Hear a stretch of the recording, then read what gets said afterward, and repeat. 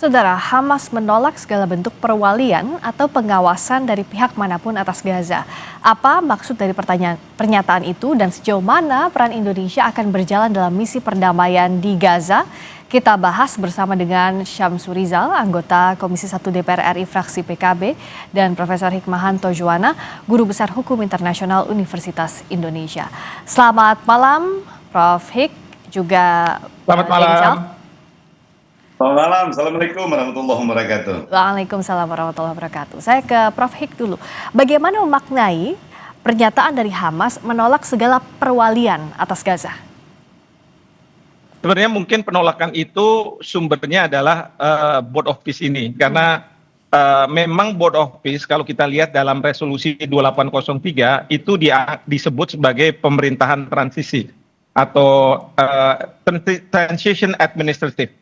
Nah, jadi mungkin itu yang akan ditolak, terutama sekali penolakan itu apabila ada upaya untuk melakukan perlucutan senjata terhadap Hamas.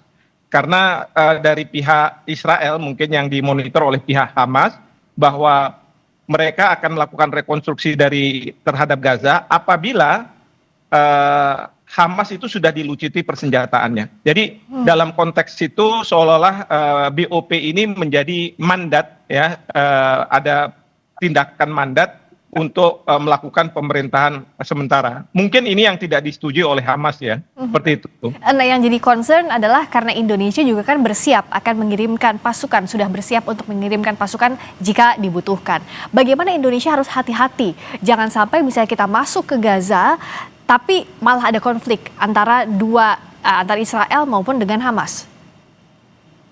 Ini saya barusan mendapat rilis dari Kementerian Luar Negeri yang mengatakan bahwa pasukan kita, kalaupun nanti akan ada di Gaza, maka itu harus didasarkan pada mandat Perserikatan Bangsa-Bangsa.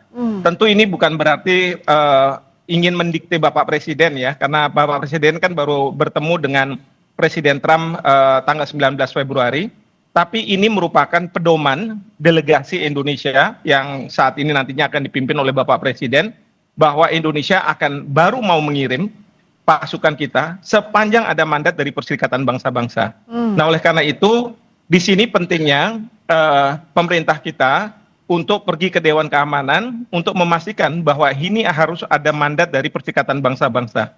Yang kita tidak inginkan adalah kalau mandat itu dari Board of Peace, ya. Tetapi Board of Peace dan kemudian karena Israel ada di Board of Peace, maka suara Israel akan lebih dominan gitu, terutama sekali karena Presiden Trump punya hubungan baik dengan Netanyahu. Nah, tapi yang kita harapkan adalah ini mandat dari PBB. Yang kedua, kita juga sudah mendengar dan tadi sudah disampaikan siapa dari Hamas yang mengatakan kalaupun mau dikirim silahkan, tapi tidak boleh di dalam Gaza. Jadi harus cuma di perbatasan saja. Artinya apa? Yang harus kita kirim ke sana itu sebenarnya kemarin kita dengar tentara pasukan kita yang sudah punya pengalaman di UN, ya, UNIFIL dan lain sebagainya. Tetapi juga kemudian yang penting adalah bukan ZENI menurut saya. Kalau ZENI ada mungkin boleh, tetapi yang penting juga dari infanteri karena menjaga perbatasan, ya, memastikan bahwa tidak ada serangan. Lalu kemudian yang berikutnya adalah mereka yang dari teritorial. Jadi kalau yang teritorial ini kan biasanya mereka akan menguatkan masyarakat yang ada di sekitar perbatasan itu. Dan ini penting sekali menurut saya kalau memang akan dikirim. Jadi seperti itu. Tadi penting sekali yang disampaikan oleh Prof. Hik bahwa kita harus tahu legal standing kita saat mengirimkan pasukan dan di mana kita harus menempatkan pasukan jika dibutuhkan. Nah, bagaimana DPR mendesak pemerintah atau mendorong pemerintah agar betul-betul saat dikirimkan mandatnya jelas dan tugasnya di mana? Deng Ical.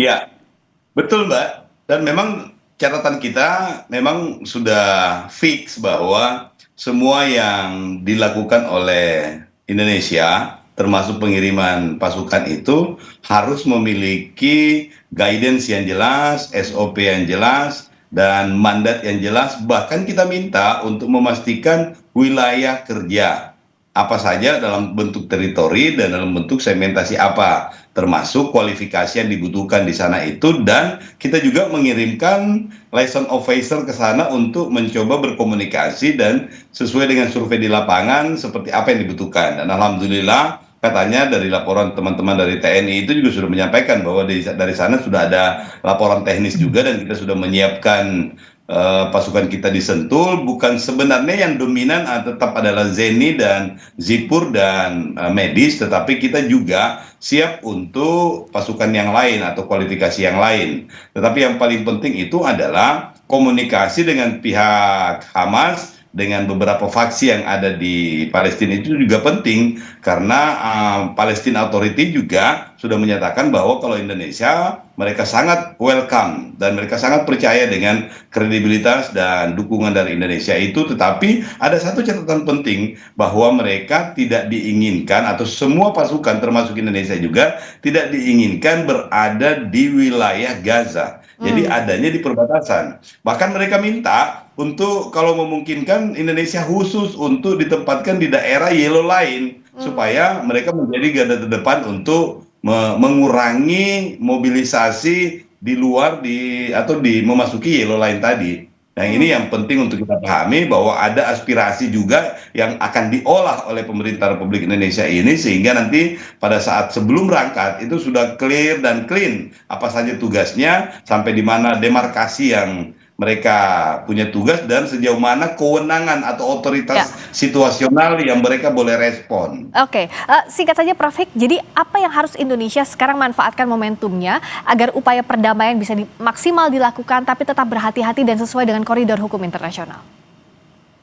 Ya, yang dapat dimanfaatkan adalah kita tentu mendengar apa yang diinginkan, diharapkan oleh Palestina, Hamas, dan kita sudah mengatakan dalam rilis, saya melihat bahwa Kementerian Luar Negeri akan meminta sebagai persyaratan bahwa otoritas Palestina memang menerima kita. Itu jadi hal yang sangat penting.